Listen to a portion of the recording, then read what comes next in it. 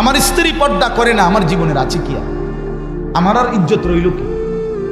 আমার মেয়ের পর্দা, আমার মেয়েটা 16 বছরের, আমার মেয়েটা রাস্তায় বাইর হয়, এলাকার সমস্ত লম্পট ছেলে খারাইয়া মুতে এই অসভ্য জঙ্গলিরা আমার মেয়েটাকে উপভোগ করে, আমার মেয়েটাকে লোভের নজরে তাকায়।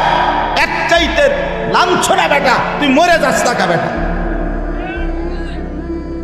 মরে যাও না কেন তুমি? এত বড় বেইজ্জতির পরে আমার মেয়ে কোলে পিঠে করে, যাকে আমি মানুষ করলাম, আমার একটা 2 বছরের মেয়ে আছে, কথার কথা এই মেয়েটা রাতের 2টা 3টা বাজেও যদি আমি ঘরে ফিরি, সব সময় জেগে থাকি। যতক্ষণ আমি গিয়া বাসায় না ঢুকি আমার মেয়েটা ঘুমায় না। রাত 2টা, আমার ড্রাইভার সব সময় দেখে এটা, রাতের 2টা বাজে গিয়া বাচ্চাটাকে জড়ায়া ধরলে, আদর করলে, আমার পাশে নিয়ে শোয়াইলে তুই ঘুমে। তা আমি এতটা যত্ন করে যে বাচ্চা মানুষ করে, প্রতিটা মা বাপ এভাবে কষ্ট করে নাই?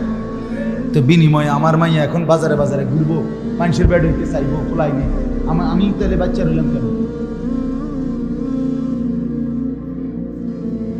হ্যাঁ, বলে আমি পারি না। তো না পারলে আপনি ছেড়ে দেন, এই পরিচয় ছেড়ে দেন, স্ত্রীকে বলেন আমি তোমার লোকে পারলাম না, বাকি তোমার উপরে আমি সন্তুষ্ট না, মনে রাখি।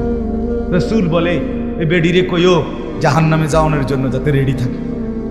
যার স্বামী অসন্তুষ্ট, তার ওই মহিলার ঠিকানা কোথায়? হ্যাঁ, তামনিটা কোন? যে বিবি তুমি পর্দা করো না, তুমি 1 ওয়াক্ত নামাজ পড়ো না, তো মনে রাখো আমি তোমার লগে ফাইলাম না, হয়তো কুলাইতে পারলাম না, বুঝাইতে পারলাম না, তুমি আমার কথা শুনলা না, তবে এটা মনে রাখো আমি তোমার প্রতি অসন্তুষ্ট, আমি তোমার প্রতি আর কোনোদিন খুশি হইতে পারলাম না। এটাও যদি বলেন তো বেডির জাহান্নামে যাইতে আর অসুবিধা হইতো না।